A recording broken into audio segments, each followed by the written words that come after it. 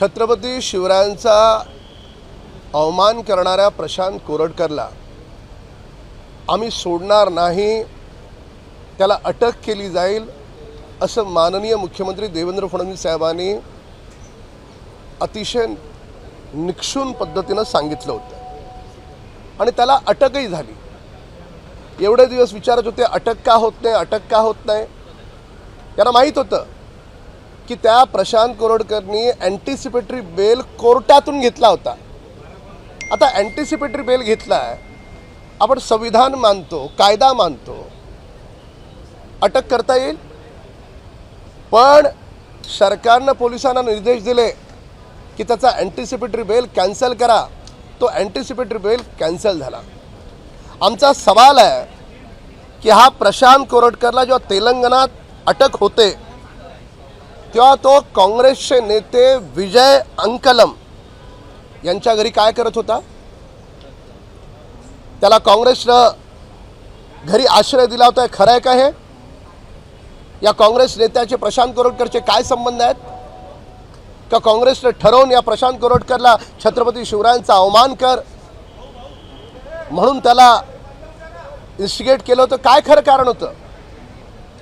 काँग्रेसला या गोष्टीचं उत्तर द्यावं लागेल, संपूर्ण विरोधी पक्षाला या गोष्टीचं उत्तर द्यावं लागेल की जे प्रशांत कोरटकरच्या बाबतीत आम्हाला सवाल विचारत होते, तो प्रशांत कोरटकर तेलंगणामध्ये या काँग्रेसच्या नेत्याच्या घरी सापडतो।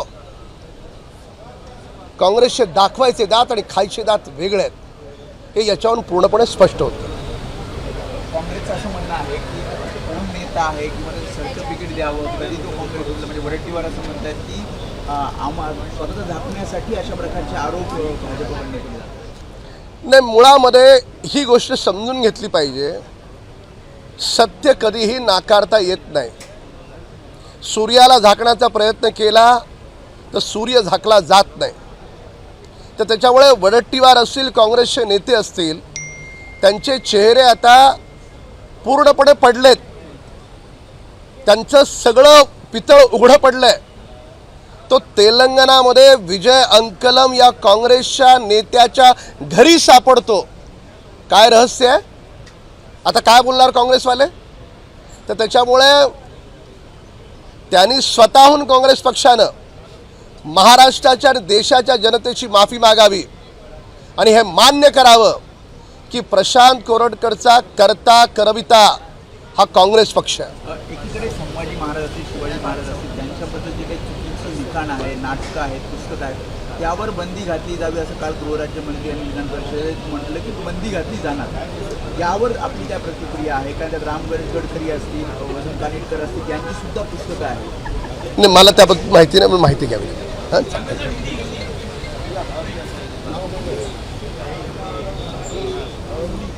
छत्रपति शिवाजी महाराज का अवमान करने वाला प्रशांत कोरटकर, इसे हम छोड़ेंगे नहीं, उसकी गिरफ्तारी होगी। हमारे सरकार ने इसके पूर्व ही स्पष्ट कर दिया था। दुर्भाग्य से कोर्ट से उसने एंटीसिपेटरी बेल लेने के कारण उसकी गिरफ्तारी नहीं हुई थी। महाराज की सरकार ने पुलिस को निर्देश दिए, उसका एंटीसिपेटरी बेल कैंसिल करवाया। पर दुर्भाग्य की बात यह है कि यह प्रशांत कोरटकर तेलंगाना में विजय अंकलम इस कांग्रेस के नेता के घर मिलता है। हमारा सवाल ये है कि एक तरफ हमें सवाल पूछने वाला विपक्ष, दूसरी ओर छत्रपति शिवाजी महाराज का अवमान करने वाले को ये कांग्रेस नेता अपने घर में रखते हैं। जब उसकी गिरफ्तारी हुई उस समय यह व्यक्ति उस कांग्रेस नेता के घर पर था।